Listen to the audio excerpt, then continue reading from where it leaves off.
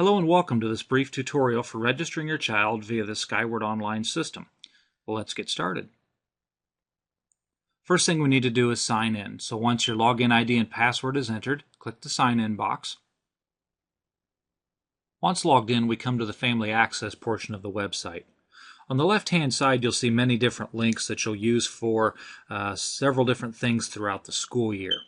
In this particular tutorial, we're only going to concentrate on the online registration.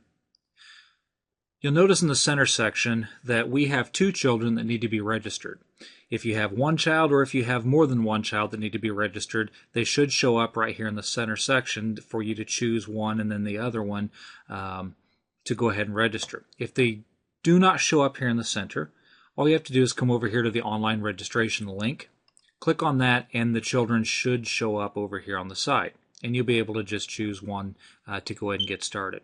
In this case, they are here in the middle, so we're going to click on Martha.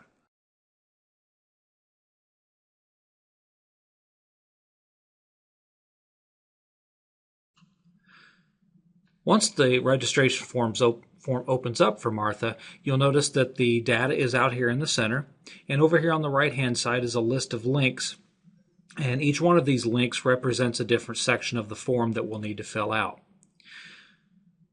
It automatically defaults to student information at the top, and that is what's out here at the center that we're looking at now.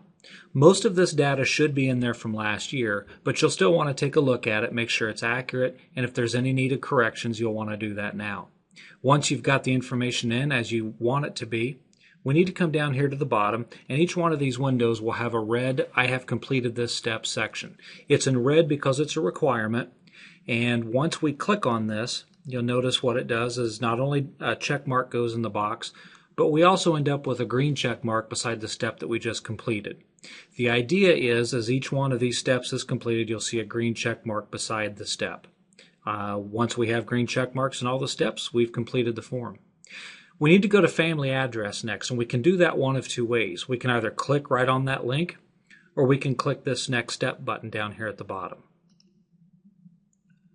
All these forms are pretty much going to be the same in that there should be some data from last year in there. You'll want to look at it, confirm that it's accurate, make any changes or corrections that are needed, and then click the "I have completed this step" at the bottom. We can click on family information next. And again, make sure the data is accurate, make any entries that are needed, make any corrections that are needed, and click "I have completed this step." Emergency information is next. We'll need to fill out this data as appropriate.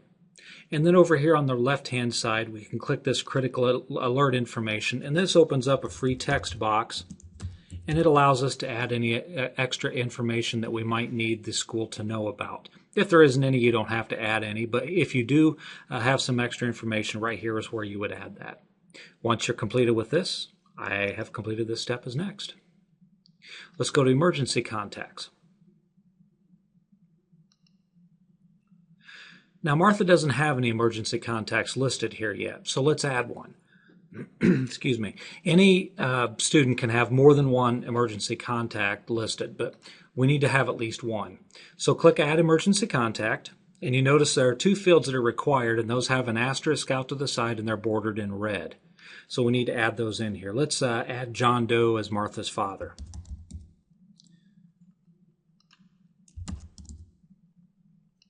And we'll put in here that father is a relationship.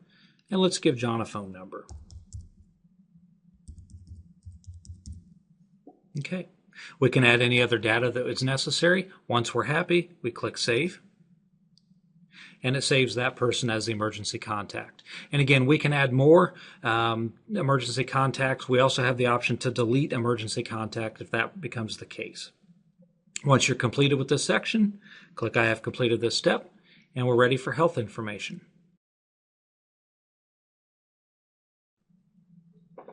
Health information is next, and you just need to simply fill in the things that it's asking for here. Once you're happy with that, again, "I have completed this step." Verify ethnicity and race, and this one there'll be a little letter that you need to read, and then click Continue. Check the boxes that are appropriate, and once you're happy with that, click "I have completed this step."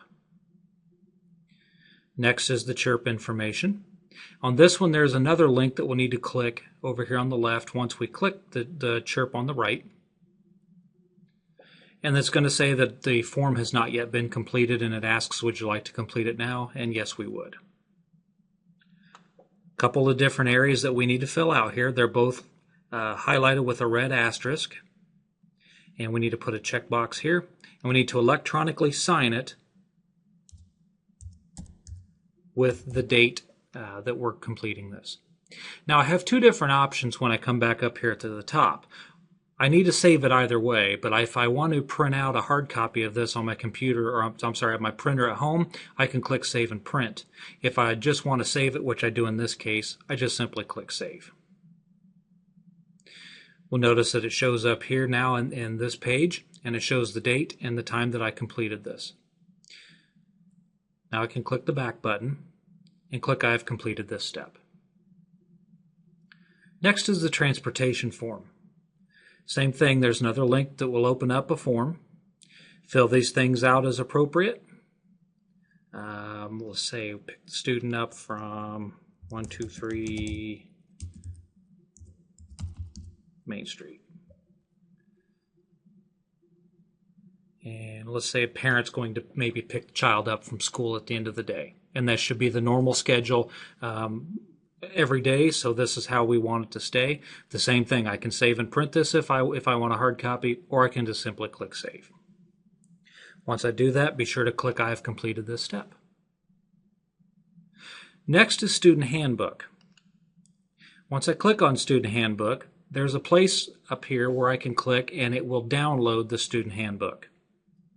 And that pops up another page where I have several options to read through it. I can download it in a PDF format if I choose, or I can read through it and come back to this page. But either way, once I've clicked on this link and I at least look at the handbook, I can click that I've completed this step. The handbook acknowledgement is next. And again, we'll click this link. You need to put the date that you have completed this step.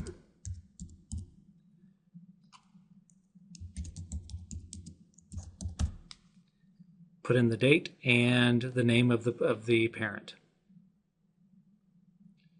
You can either save and print as we've talked about, or just click Save. Lastly, as I've completed this step. Next in the list is the free and reduced application. There are several parts to this application, so you'll need to go through each one of the parts. You can hit the next button when you're ready for the next section, and once you're done, you'll have an opportunity to review and submit that. I'm going to click back on this one, and I'm going to say that I've completed this step. Notice that this one is not in reds and black, so this is an optional step. So if it will let you complete the form if you do not click this, I have completed this step.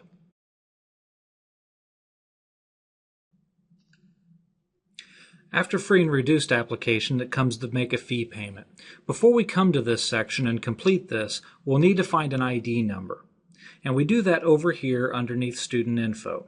So click Student Info on the left-hand side, and you notice that whatever child you're working on, you will find their information here. The number that we want is underneath. In this case, it's View Martha's family, but it would be the name of whatever child, the registration that you're working on at the time. So we'll click this, and this family ID right here is the number that we want. So you'll need to jot that down or make a note of it. Once you have that number, go ahead and close the window, go back to online registration, and then we'll choose Martha again, or whatever child you were completing the registration for. Notice that we still have green check marks that saved everything that we just did, and it leaves us right where we left off, which is make a fee payment. Now notice that once we've clicked on make a fee payment, there's another link up here. Once we click this make a fee payment link, we're taken to another website. And I'm going to make this window a little bigger. And once you come to this website, you're now on the eFunds for Schools site. And this is the company that Tri-Central is using to process electronic payments. The first time you come here, you're going to need to register for an account. And when you register, that's where you're going to need that family ID code. You register right here, And we're not going to cover registration in this tutorial for the sake of time. Plus, there is a really nice registration guide right here in a PDF format, and it's well done with pictures and screenshots of the process. So take a look at that if you have trouble. It's fairly straightforward. You only need to do this once. Subsequent logins and later times when you come back here to make other payments for things, all you will need to do is log in. So you only have to register once. I'm going to close this. So once you're done, made your registration, and completed your payment, we come back here and click I've completed this step. The last thing we need to do is check ourselves by clicking on Complete Online Registration. Now notice out here in the section that everything over here says completed with a date and a time that this information was put in. Another way to check that, again, we've talked about, is to make sure there are green check marks all the way down this side. Now, if you did not have something done, I'll click this and I'll show you. I'm going to uncheck this box and we'll go back to Complete Online Registration. Now you'll notice that there is a red not completed underneath Transportation Form. And also notice that there's no green check mark. So if you come here and it will not let you submit your online registration, take a look at what's not completed, find out what doesn't have a green check mark, and go back and fill that in. In this case, it's the transportation form, and we would fill that out, click I've completed this step, and it's going to make me do it. All right, we're going to save that and click I've completed this step. And now we can complete the online registration. We notice that everything is filled in, everything is completed, all the check marks are there, and the Submit Online Registration button lit up. Now I'm not going to click this, but this is what you would do once you get to the end of this registration form. This completes our tutorial for the 2014-2015 Skyward online registration process.